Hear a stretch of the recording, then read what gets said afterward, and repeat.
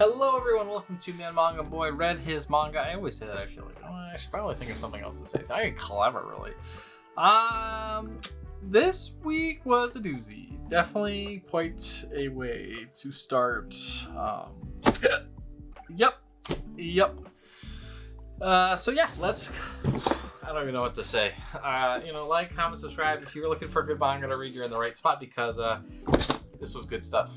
Okay, this was good stuff. I did not realize that this man was supposed to be a stupid seagull. Wow, I was like, damn, why are the two owls? Owl 1, owl 2. So I was like, weird.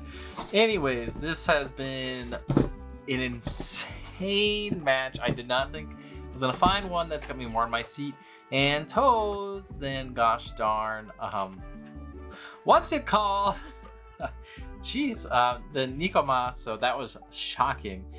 To see Bokuto and his team go against Kiryu, I was like, wow, Fukuro Dani, do it up. So that was excellent. I was like, no big deal though. They got this in the bag. I'm like thinking it's going to be Fukuro Dani versus Karusuno at the finals. So we'll see if that actually happens. But it does seem like Fukuro Dani has it in the bag. Meanwhile, Karusuno is going against Kamo Madai. All right, and Kamo Madai, who is that, you might be asking? It's the seagull guy. I thought he was another owl. He's a seagull. He's also a little giant. On top of that, we have the little giant himself watching our main man Hinata Shoyo play. So that was pretty exciting, and it seems like he is like he gave up. That's him right there. He gave up in volleyball. And he just lives right up for his life. And I'm like, what? And Hinata, he gets cut through it. No big deal. Our ace here ends up doing a super good job. He gets down on himself. He sees a similar shot that he missed from the beginning of the series. And he's grown. He's like not going to let himself get down for that. So, good on you, Azumane. That was great. I really like that. It shows him kind of breaking through the wall as well.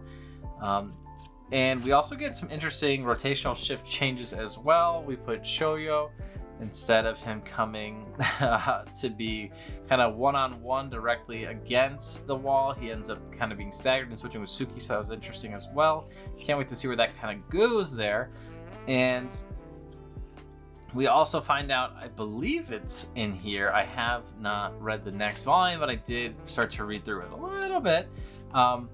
It turns out that Shoyo doesn't want to be the best ace anymore. He wants to be the best decoy. And I'm like, what?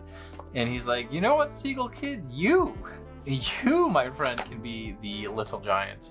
And this guy right here, the coach man here, he's been like, he finally learned his lesson. And I'm like, dude, you hated him and he showed you. Shiro Torizawa is his name. And he's or not his name, but that's the team he coaches. So it was kind of cool to see him be like, oh, Hinata found his way, and kind of acknowledge him a little bit, it seems like. And he's like, yeah, I could imagine myself playing like with him. And so it's kind of interesting to see how he is sad. One Punch Man, volume 24. I like, yeah, he bathes in magma, by the way, in this volume. For real. He fights the Monster King. That was epic.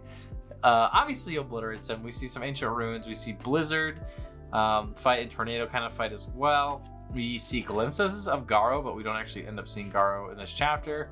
But Saitama, hilarious. To see Blizzard again, pretty great. And we don't get a heck of a lot of insight on what's going on. We get a lot of sexy pictures of this girl here, though. I don't even know her name, honestly. And she is not even in the character list. She's on like every title page because she hot AF, but she is not worthy of the character page, I guess. So obviously, definitely tons of action, great art in this volume. If you're not reading One Punch Man and you like One Punch Man anime, you're missing out big time. Interested to see how that arc ends. I feel like we've got to be getting pretty close to the end because we are fighting the two main bosses of the Monster Kingdom at this point, so that's pretty great. Shangri-La Frontier, we get news out that our main character has the fact that he has a unique quest line kind of leaked, and his friends from other games are actually trying to ambush him, it seems like, which is interesting. He also has to train a little bit in order to kind of proceed in this unique event that other people have not unlocked. Again, huge fan of this series. I feel like this is a more better approach of SAO than SAO has been, you know, in the arcs between 1 and Alice and or Alicization. So, you know, definitely worth checking out if you guys like MMORPG manga. They're not like stuck in here or anything like that, but it is interesting to see how the characters are able to have a unique life. The NPCs, not the characters themselves in this story. You know, it is not as in your face as Infinite Dendrogram, where it's like, oh, I wonder if this is a real world or not. But like, this is like kind of more subtle about it. The characters are just able to kind of be on your toes and not do the obvious thing, which is great. And, you know, also his friends are pretty funny. We also have him be introduced to a girl that likes him but too afraid to talk to him, so when he's finally playing the game, she's all about it. So I thought it was kind of funny too. Kubo Won't Be Invisible Volume 4. Again, kind of just more cutesy stuff. It is still worth reading, but I feel like I'm just kind of reading through it to read through it. I don't know. It's like interesting to me. I kind of want to see where it goes.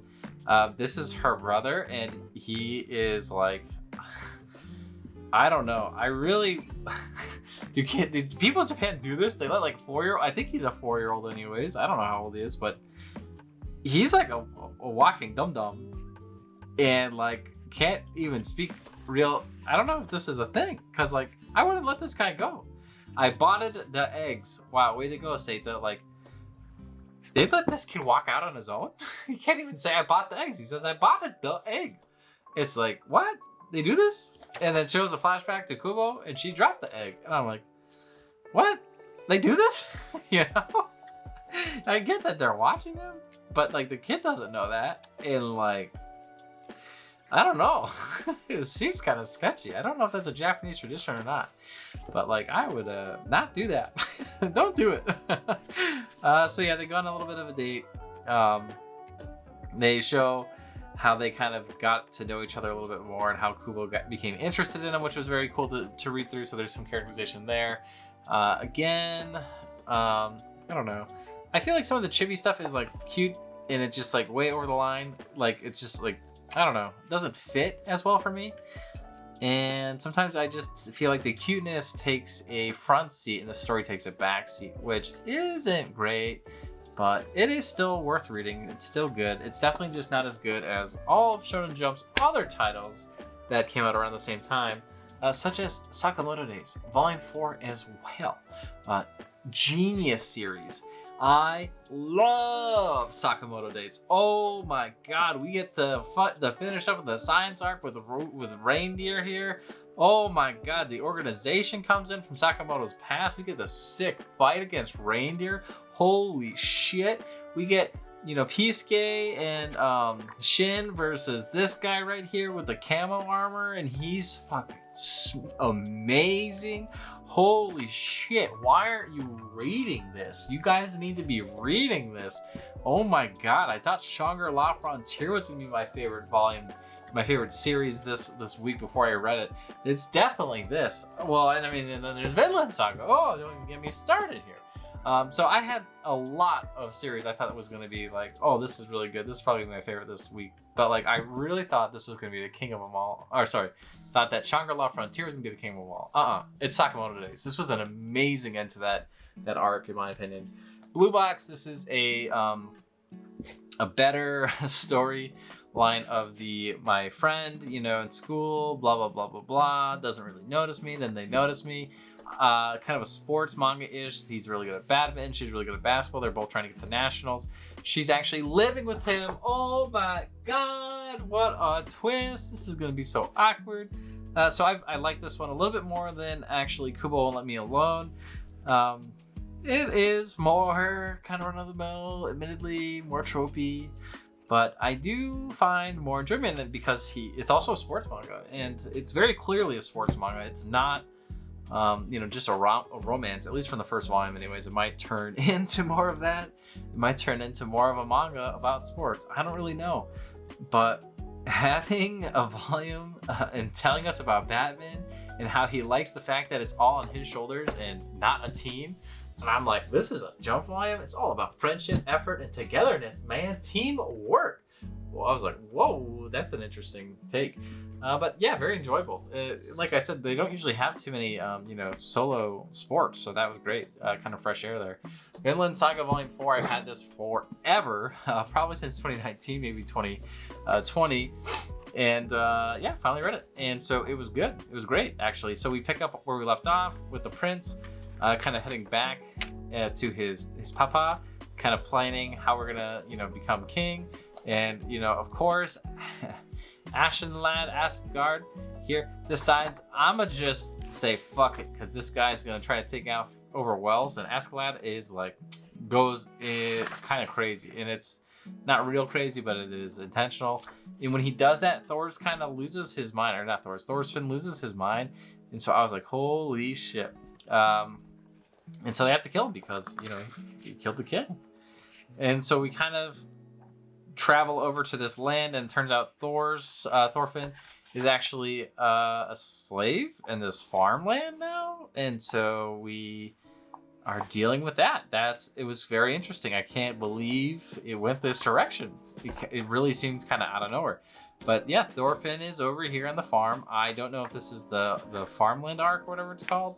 But if it is the start of that, then I guess I'm into some interesting things. But yeah, did not expect to see the things that happened in this volume. I thoroughly enjoyed this. Again, I read a lot of good series this month, this week. I don't know how I'm going to rank them this month because all I can say is I liked Sakamoto Days the most, and that's just because it finished the arc. I think I don't know. Elusive Samurai, this was another good series. It was pretty funny, some action in it. I definitely did not like it as much as Vinland Saga this week. But again, we get introduced to a new character. It was really a solid read. If I had read this any other week, I feel like this would have been towards the top.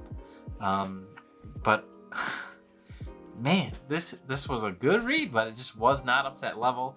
A lot of kind of action in here. We talk about strategy and taking out these bandits and warriors, and dealing with the fact that our main god here doesn't have his powers. Eventually he gets his powers back, but it's at the end.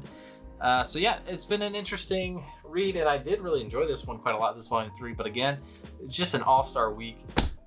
Still strongly recommend Elusive Samurai. I have had a blast with it so far. But Sakamoto Days, please, for the love of God, if you're not picking it up, pick it up. One Punch Man, oh my god. Haiku, I'm getting towards the end, and the matches have never been as intense as they are right now. I'll tell you that. I cannot wait to finish it. Only four volumes left. I'm at the end. Okay, we're in the final stretch here. So excited to finally be done. I feel like I've been reading it forever, but it is a 45 volume series, so maybe that's why. Anyways, thank you so much for watching. Again, if you like this kind of content, let me know down below. And it helps out a lot if you hit the like button and share this video with a friend. By the way, if you find anything that you really like here, please use my Ritz affiliate link down below. It helps me out a lot. And we'll see you next time. Bye-bye.